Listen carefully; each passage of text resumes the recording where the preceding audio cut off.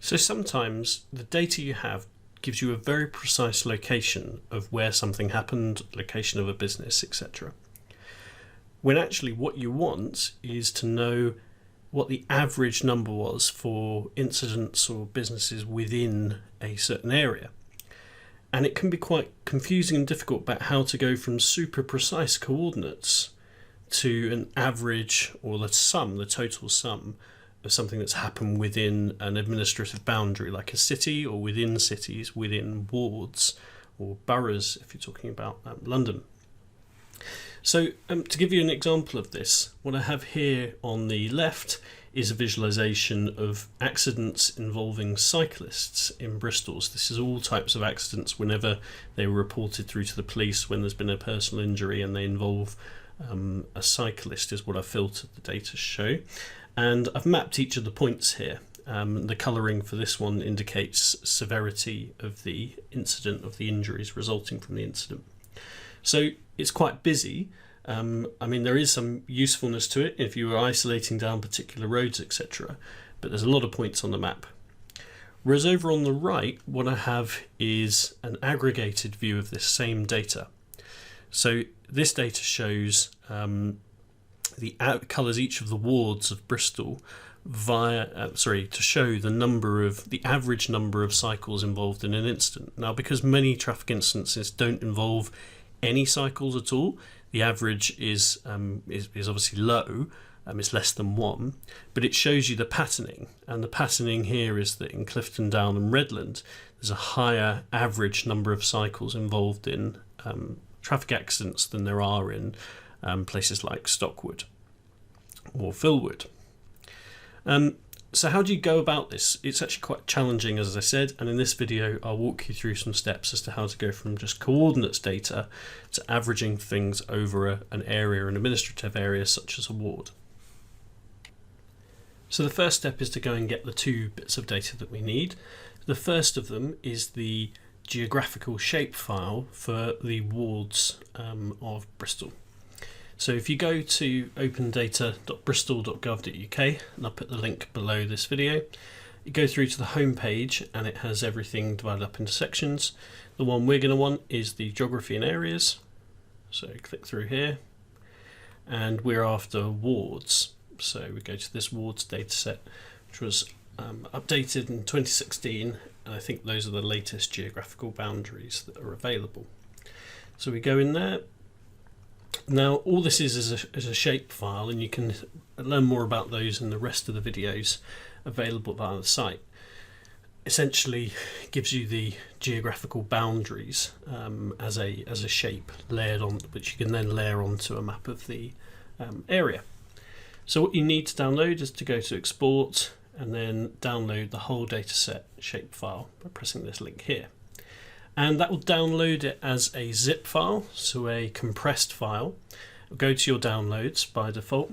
What you need to do is unzip that folder to a location on your computer, and then take the resulting files from that and place them in the area that you're going to be working on for this project. So you can see that I've got them here. These are the files that come out of the compressed file when you unzip it. The one we're actually going to be using is this one here, wards.shp. That's the shape file that has the geographical data we need in it. So go ahead and download the shapefile here and unzip it, and then transfer the unzipped files, that's very important, to the appropriate location that you're working from. The second bit of data we need is data about the traffic incidents themselves. So you can get that by going back to the home page and then to transport.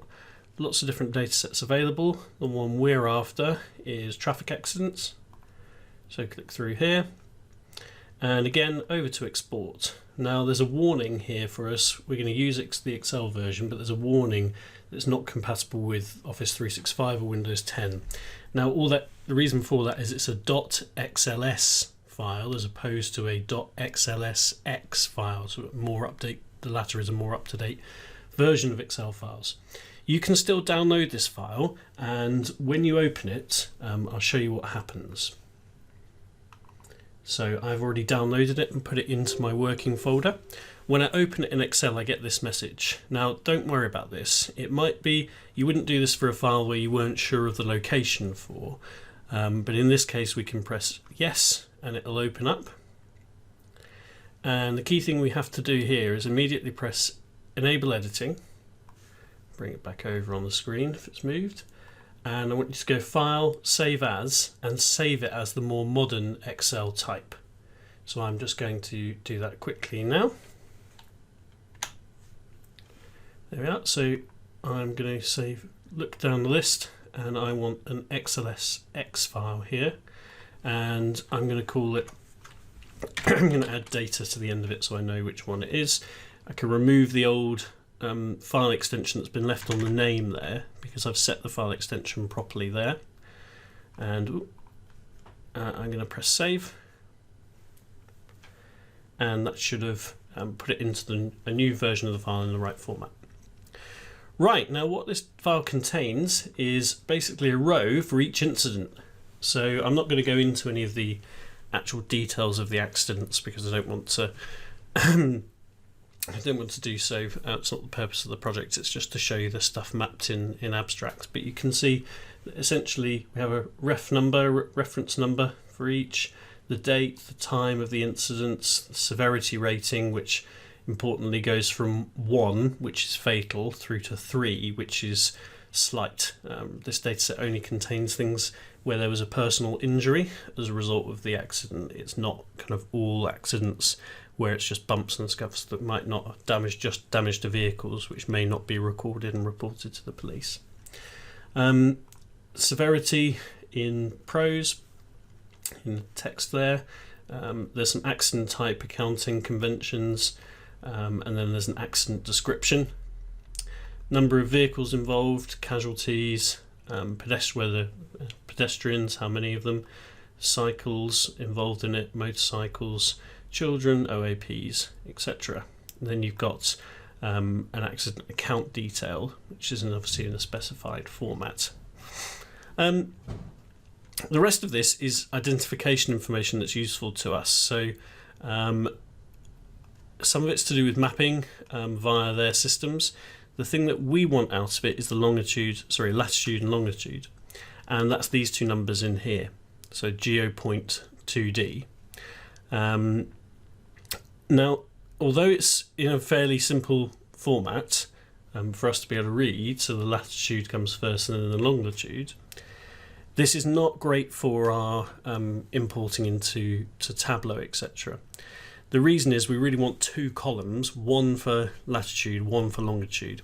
So I'm going to show you a simple way to do that in Excel, which is to select the first of them here, put your cursor in the first row in that column, and hold Control, Shift and down, or Command, Shift and down if you're on Mac, and press down, and that will take you, you only want to press it once, so it only takes you to the bottom of the relevant data. Make sure we're in the column and come back up to the top. And what we're going to do is split this data. So we're going to go under the Data tab and then over to Text to Columns. And it's delimited because we're going to choose a character, in this case the comma, and we're going to use that to split the column in two. So we're going to uncheck tab, go comma, and you can see that's going to give us the right results there. Next, we're going to leave it as general here. We're going to press finish. And you can see that's divided everything for us between the two columns. Now, you notice if you click in here that there's, it's excellent, it's removed it for us, that's great. It's not going to be a problem, so I'm just going to undo that. I was worried it was going to leave a white space after in here, but it stripped that away, it looks like. So, just rename these columns then. So let's call this one latitude, and the other one longitude.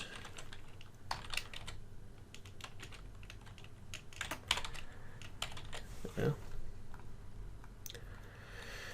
And crucially press save, because otherwise this is not going to work when we put it through to Tableau.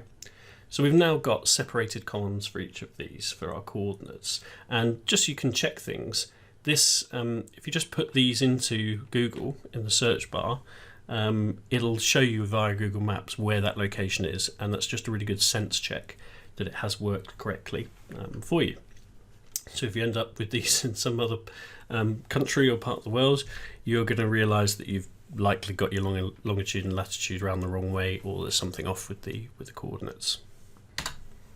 And if you do that, remember to put a comma back in when you're typing them out or copying them across. Right, so we've got our data there. Let's head over then to Tableau now. So I've just opened up a new Tableau file, and I think because there's some processing to do, I'm going to load in the accidents data first and then the shapefile data second. Now, normally when I do things, I would do that the other way around. I'd load the basic geography first and then load in the data I'm going to layer on top of it. But because there's a couple of tricks we need to do in Tableau, I think it makes more sense to talk to you about it in that order, and I hope it works all right. So the first type of file we're going to bring into Tableau is the Excel file. It's the traffic accidents data we've just been working with. So I'm going to do that now by going under the To a File menu and going Microsoft Excel. Okay, so I've done so, and that's brought up the following here. So just so we're focusing on the files, I get rid of that. And you can see that we've got the original file that we downloaded and then the new version we saved with the accidents data end of the file there. So it's this one we want to bring in. Let's press open. And you see that this has loaded in then our data into Tableau. And we should have both of our latitude and longitude columns here. Now, this indicator is the column type in Tableau. And you can see that it's picked it up. If I click on it, it's picked it up as number, decimal, which is what we want. And its geographical role has been set to latitude. So if yours hasn't done that automatically for you, you will need to do that because Tableau needs to know that these are geographical pieces of data.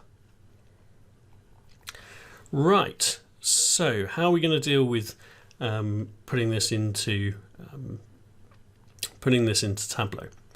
Well, there are a couple of things that we could potentially do here. The first thing that we could do is create a calculated field that will allow us to display the data as individual points on our map, so where individual traffic accidents happened. And I'll do that quickly by showing you how to use a created calculation field. Now, you don't need to do this if your only purpose in following this exercise is to get aggregated data at the level of award, etc. I'm just going to do it because it's useful to show people how to do things both ways in a tutorial. So right click on one of the columns and go create calculated field, and I'm going to name this incident location,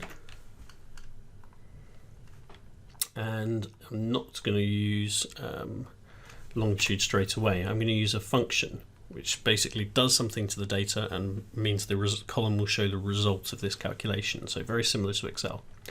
The function I want is something called makePoint, and this essentially returns, as it says here, a spatial object constructed from a latitude and longitude. Now, a spatial object is going from coordinates, so longitude and latitude, into the same format which that shapefile is going to be using, so something that you can draw on a map. So a spatial object, something that they can then be projected onto a map. And in this case, I'm going to double click on makePoint to get the function set up. Could have just typed it out. But then all I'm going to need is the two numbers. So first of all, I'm going to put in the latitude, and just click the shortcut there, put a comma in, because it tells me here that I need to do that. And then the second number I'm going to be putting in is obviously longitude. It's really important that you use the fields, because this is basically saying take whatever's in the column, the square brackets are indicating that, and use it in this function. So press OK. And you can see that it's given us a new calculated field called incident location next to it. This is outside of the imported data, and you can tell because the blue line that shows all the things drawn from Excel doesn't continue over. and what we've got is a point. It's a spatial point, which is the data for that point is lying behind this. So this is kind of internal to Tableau, but it's really important if we want to just kind of do a pin in a map kind of approach to show all of these traffic incidents. So in fact, let's take our next step then, which is to bring in the other spatial data we have, which is the boundary maps for each of the wards. So it's how local authorities organise themselves and organise the city, and I think you'll get what I mean when you see these. So we need to bring in that data that we downloaded. So go add up here to add another data connection, and select that shapefile I was talking about. So go add and then spatial file, and that will bring up, if you're in your Bristol road accidents folder you're working on, and go wards.shp, and make sure this is the unzipped version of a file you've then carried over, because you'll get an error at this point if not, and you just press open.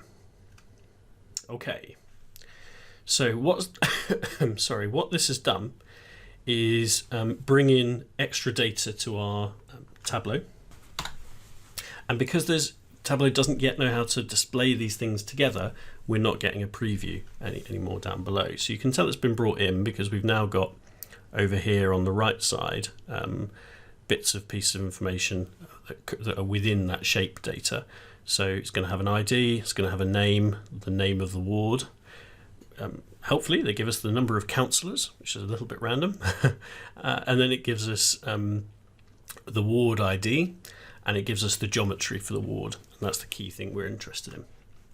So we're going to set up a join type between our data here, and this basically links the two pieces of information together. And this is more complicated than it would otherwise be, because what we're doing is not simply matching, dataset 1 has the ward Clifton Down in for a record, therefore match it up with the other data we have about Clifton Down.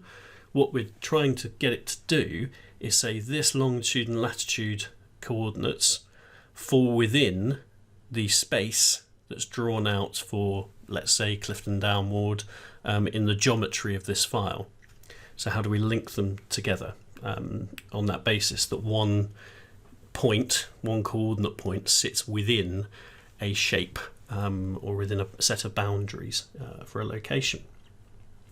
And the way that we do that is a bit of a specialist data join. So the first thing we're going to need to do, or I find it easier, is to think about the geography. So the wards.shapefile. The element we want from that file to be linking with the coordinates here is the geometry, as I've just said. So we're going to drop down, go geometry. Not going to worry about how we're doing this data join at the moment. So leave it on inner and leave it just as equals for now, although we're going to change that in a minute. What we then have to think about is how we're going to take from our Excel data over here, what pieces of data are we going to use? And we don't have a single shape file built in that will work for this data set. What we're going to have to do is build a combination, as we've just done actually, for longitude and latitude, and tell it to link on the combination of those things together. So the key way to do that is to go down in here and go create join calculation.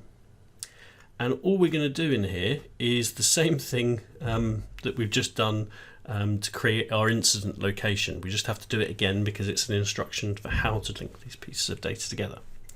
So go down here and go make point, double click, and you should be familiar with this now that we're going to go latitude, comma, longitude. I think actually we're allowed to get rid of these spaces in here. We're going to press OK. So that's great. That's now making a point. It's using the coordinates to define a shape point, and it's saying, going to try and compare that with the geometry to see where it fits. The key thing is we don't want it to equal it because our geometry is much more complex than one point. It's the boundary of a ward. What we want is to know if the point falls inside that boundary or not. And to do that, we need just this option here, which is very, very handy in Tableau, called intersects. And this is going to work some marvels for us. And what this is doing is saying this coordinates for long and lat falls within hill fields. So I'm going to proof of concept check that for you by copying these two pieces of information, lat and long. I'm going to paste them into Google and I'm going to prove to you that these fall in hill fields. There we are. So I just quickly opened the browser up, pasted the long and lat in. Lat and long, I was getting it wrong way. And you'll find this comes to a point here and it's pretty obviously within the hill fields district ward. So I've satisfied myself that that has worked. Open Tableau back up, and it's worth doing a couple of checks on that just to make sure it's working. And the way to know is that this is from the shapefile. This stuff in orange over here, this is from the shapefile. It's the shapefile that's told me it's in hill fields. I didn't know that otherwise. So it's just a good sense check that it has linked things up in the right way. And that's an incredibly powerful function, because otherwise you'd have had to do individual lookups of where things were and assign them, or you'd have had to do what's called reverse geocoding, where you write a piece of software that goes and looks up for every single coordinate where it is on a map. Whereas what we've been able to do is take into Tableau a set of boundaries defined as a shapefile and say, does this point fall within the boundary or not? So it's very, very useful. All right, the setup's ready to go, and I'm not going to spend too much time on the visualizing, because fundamentally that operation is the thing I was trying to show you how to do in this video. So go over to sheet 1. We're not even going to bother naming it. We're just going to pull our geography in and do some quick data viz stuff here. So the background geography that we want is the wards. It's the map of Bristol, etc. So I'm going to just drag over to detail that geometry, and this is our wards.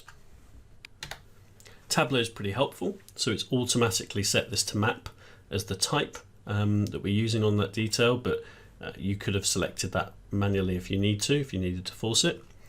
And essentially what we have then is our fields ready to click on, our wards ready to click on. Let's prove to you that they really are Bristol's wards, although the shape should be familiar.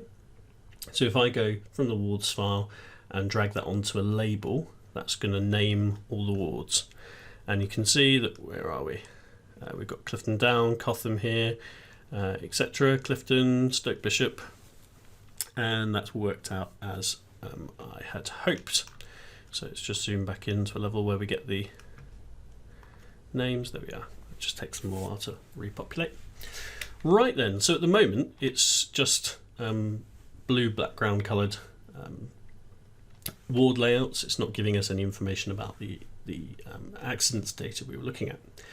That's under our measures list here, and I didn't change the name of it, so it's just called sheet because it's just taken the sheet name from our Excel file. Really I should have labelled this up properly so it was staying organised, but to do it quickly, let's drag in then some of what we need. So let's pretend we wanted to visualise, first of all, I guess just we could do the number of incidents involving pedestrians, I guess, and see what we could get from that. So I'm going to pull over pedestrians onto colour here, and that should colour the different areas by the number of incidents, the total number of pedestrians involved in incidents. This dataset goes, I think, from 2015 to 2019, so it's probably going to be quite a few. It's not averaging out the number involved, it's literally just typing things up, adding things up. So this is just giving us really nothing more than a good measure of how many incidents they've been involving pedestrians. It's not relativising it to what proportion. And what you can see pretty obviously is that central comes out as the area with most of these.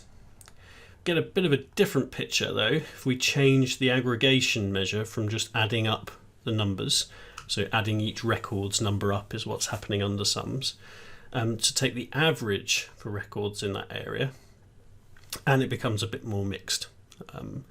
And what you're having here then is all of the incidents, imagine them being mapped individually, so all over the place in central. What it's doing is showing those across the space as a whole. So it's taking the average number of pedestrians involved in incidents that fall within this geographical space, and it's colouring it according the space as a whole according to the average. So there we go then. What's a better way to show you why that is coming out like that? I think probably the easiest thing to do when you visualize this data is to first just look where you've got the number of records, and you can do that down here. So this is just going to show you the number of incidents, basically, number of entries in our data set. Go that over to sum, and you can see that, as I was saying, the central initial figure that we saw for pedestrians was probably because most of our data set, 630 records from it, you can see there, come from this, fall within the boundaries of this central area.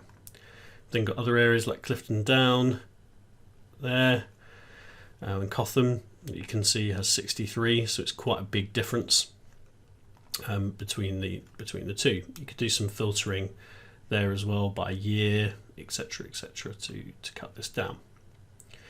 Right, so that's how to aggregate all those points together, but I want to end the video by showing you the points themselves, so you can see how this looks if we hadn't done that aggregation into areas, in this case wards. So to do that, I'm just going to get rid of all these measures, remove, and I'm going to go in and add our incident location back on. I'm going to add that to detail. Now remember, this wasn't boundaries. The incident location thing is where we used our lat and long to create a point in space for each of the incidents. So if I drag that in, you can see immediately that we've now got a hell of a lot of points here that are basically covering where the incidents have happened. I'll get the navigator item working properly there. So I think this will look better and clearer if I go map layers, change the style to dark, and put the streets on it. That's going to give you slightly more of a sense of why we've got a lot of clustering, and it's because road accidents happen on roads, or traffic accidents tend to happen on roads. So essentially what we've now got is a map of where all of the individual incidents have happened, and this has its advantages over the wards approach. So in this case, if let's say I was a member of the council's data team and I was trying to find out where accidents involving, I don't know, pedestrian OAPs tend to occur and where we might put some more safety measures in, I could go, let's look at OAPs here, and I could put a filter up. So I only want to see filters here that show me, I want all the values in there. I only want incidents which are going to have more than one OAP involved in them. So I'm just going to leave the filter in full for now, because I'm going to show you how to make this adjustable inside Tableau's visualization itself. So I've put a basic filter on. At the moment it's not doing any filtering, it's just set up. So I go show filter there, and I can just increase this, and now it's going to only show me instance with one or more OAPs involved. You can see it shrank the dots pretty quickly. Let's bring some colour into this then. So what I could do is, remember the severity descriptions from our data set. We had from slight, serious, and then there is a fatal. There are some fatal incidents through here. If I was interested in that, what I could do then is take the severity description, which is a dimension of the data because it's describing an element of each case. It's a variable in each case, and go colour. And this has given some bit of a counterintuitive colours, because probably we'd expect fatal to be red rather than blue. So I can go in and adjust that. I can edit the colours. So for fatal, I'm going to select red. For serious, I'm going to leave as amber, and for slight, I'm going to go turquoise and press OK. So now what we can see is where the incidents are happening, and we've got a kind of basic way of seeing the severity of the incident. So if we take away these two, if you hold shift, if we put in these two, fatal and serious, you can see that there's not such a It's a pretty distributed pattern, isn't it? There's not anything that's obviously jumping out. But if you take in and just look at the slights, certainly this road jumps out, as well as obviously what we know about Central itself as an area. So I guess you could focus in on this road and say, well, hey, hang on a minute, actually there might be some reasons for taking some action here or particular points. Not sure that would actually be a good strategy for doing traffic safety management, and certainly you need to bear in mind the limitations of your data set here. These are things that are reported all the way through to the police and then passed over, and there's a lot of opportunity for not carrying over a full picture. But the basic point of this tutorial has been to show you these two different ways of approaching things. You can either put points onto a map, or you can aggregate them out by a geography, such as a ward, and say what's the result for the average number of points or the total number of points within this set of boundaries. So I hope that's useful.